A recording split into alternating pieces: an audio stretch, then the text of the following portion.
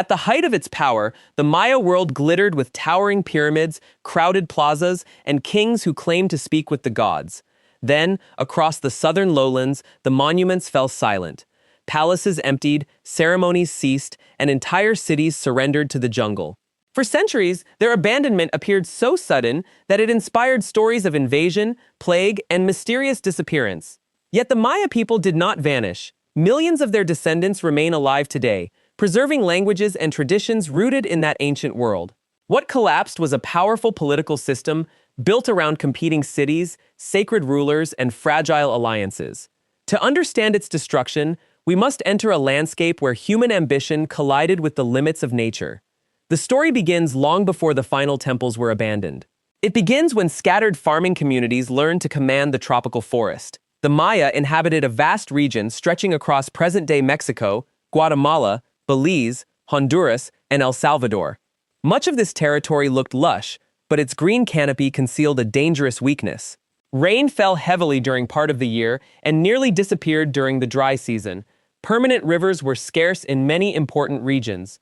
Survival depended on capturing water before it vanished into porous limestone. Maya engineers carved reservoirs, constructed canals, and reshaped wetlands into productive farmland. Farmers cultivated maize, beans, squash, cacao, and other crops beneath an unforgiving sun. Their harvests supported craftsmen, merchants, warriors, priests, and royal courts. As populations grew, villages expanded into magnificent cities. Tikal rose above the forest, with temples that pierced the morning mist. Calakmul commanded alliances from deep within the southern lowlands. Palenque covered its buildings with elegant inscriptions and portraits of divine kings. Copán became a center of art, astronomy, and dynastic memory. These cities were connected by trade, diplomacy, marriage, and war. They were not provinces of a single Maya empire. Each city was a kingdom struggling for prestige, territory, and supernatural legitimacy. At the center of each kingdom stood a ruler known as the Holy Lord. His authority depended on victories, ceremonies, ancestry, and the favor of the gods. Stone monuments recorded royal births, accessions, marriages, sacrifices, and conquests. Every carved date proclaimed that the cosmic order remained intact. But beneath the spectacle, the political landscape was becoming dangerously crowded. Powerful dynasties competed through networks of smaller allied states. A victory in one generation could become a vendetta in the next. Captured nobles were humiliated before watching crowds. Defeated rulers sometimes lost their lives on ceremonial platforms. Fortifications began appearing around settlements that had once remained open. Burned buildings and broken monuments revealed a world growing more violent. War did not destroy every city at once. It weakened the connections that allowed the entire system to survive. Merchants faced dangerous roads, farmers abandoned exposed fields, and rulers demanded more resources for defense. The royal courts responded by building grander monuments and staging more elaborate rituals. Every display was designed to prove that the king still controlled both enemies and nature. Meanwhile, the population continued to rise. Forests were cleared for farms, homes, roads, fuel, and limestone production. Tree roots that once protected the soil disappeared from the hills. Heavy rain washed fertile earth into valleys and reservoirs. Sediment slowly reduced the capacity of water storage systems. The landscape remained productive, but its margin of safety was shrinking. A few failed harvests could now threaten crowded urban centers. Then the climate began to change. Evidence preserved in lake sediments and cave formations points to repeated droughts during the Terminal Classic period. Rainfall did not simply stop on a single catastrophic day. Dry years arrived in waves, separated by uncertain periods of recovery. Reservoir levels sank beneath stone stairways. Fields hardened under the white glare of the sun.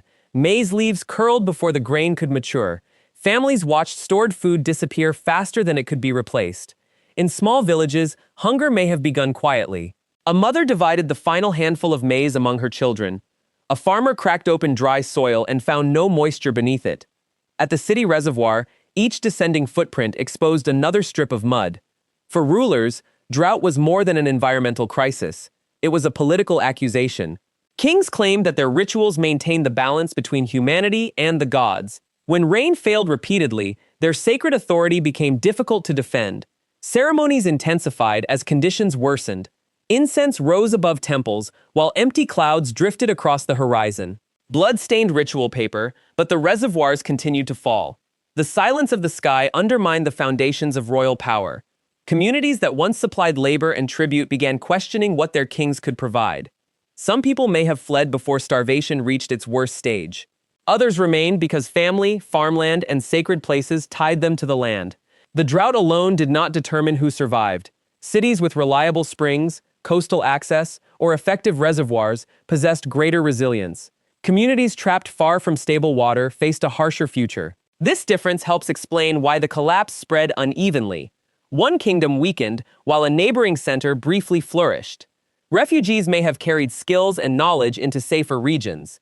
Their arrival also increased pressure on food, land, and political stability. Old rivalries sharpened as resources became scarce. Armies fought over territory that no longer produced enough for everyone. Trade routes shifted away from struggling inland capitals. Prestigious goods stopped arriving at royal courts. Without exotic jade, feathers, shells, and cacao, rulers lost important symbols of status. Elites demanded more from a population already facing hunger. The system began feeding on its own foundations. At Copán, the royal dynasty had displayed centuries of continuity in carved stone. Its monuments presented an orderly sequence of rulers protected by sacred ancestry. But the final ruler inherited a kingdom under growing pressure. Construction slowed, inscriptions disappeared, and royal history abruptly ended. The unfinished surfaces of abandoned buildings preserved a moment when organized labor ceased. At Tikal, towering temples still dominated the skyline. Yet fewer monuments were raised as the 9th century progressed. The last dated inscriptions appeared like final voices in an emptying landscape. In other cities, palaces were burned or deliberately damaged. Royal images were smashed across the faces and hands. Such destruction suggests more than passive abandonment. It points to conflict, rebellion, conquest, or the rejection of failed rulers. No single explanation fits every ruined city. Some centers suffered violent endings. Others declined gradually as families departed over several generations. A few places reorganized and continued under new forms of leadership. The so-called collapse was therefore not one event, but many connected breakdowns. Drought placed extraordinary pressure on agriculture and water supplies. Environmental damage reduced the land's ability to recover. Warfare disrupted trade and prevented cooperation. Rigid political institutions made adaptation more difficult. Sacred kingship transformed environmental failure into a crisis of legitimacy. Each pressure intensified the others. A failed harvest produced hunger and migration. Migration created disputes over land and water. Conflict disrupted the next planting season. Defeat weakened rulers who then demanded greater tribute. Greater demands drove more families away. The cycle accelerated until rebuilding became nearly impossible. By the end of the 9th century, many southern cities had lost most of their populations. Courtyards once swept each morning filled with leaves. Roots split the plaster floors of royal residences. Rainwater gathered inside rooms where scribes had recorded dynastic victories. Monkeys moved through temples that had once echoed with drums. The jungle did not conquer the cities in a single night. It advanced slowly after human hands stopped holding it back. But Maya civilization continued beyond those abandoned capitals. Northern cities such as Chichen Itza rose within changing political and commercial networks. Coastal trade gained new importance. Maya kingdoms survived for centuries after the classic collapse. One independent Maya state resisted Spanish conquest until 1697. Maya communities also endured colonial violence, forced labor, displacement, and attempts to erase their culture. Their survival exposes the greatest misconceptions surrounding the ancient collapse. The people did not disappear with their kings.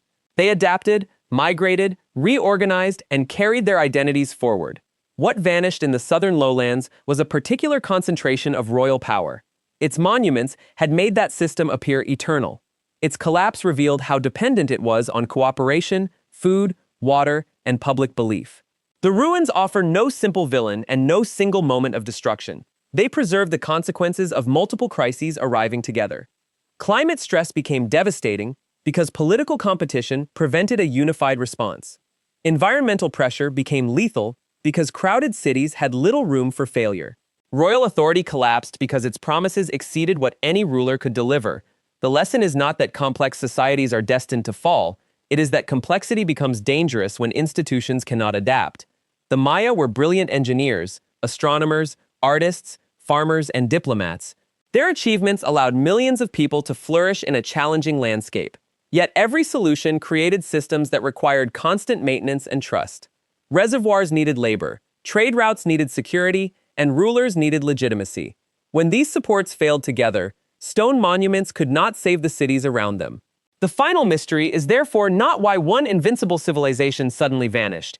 It is how a resilient society became trapped inside a chain of reinforcing disasters. The answer lies in drought, war, environmental strain, political failure, and human choices.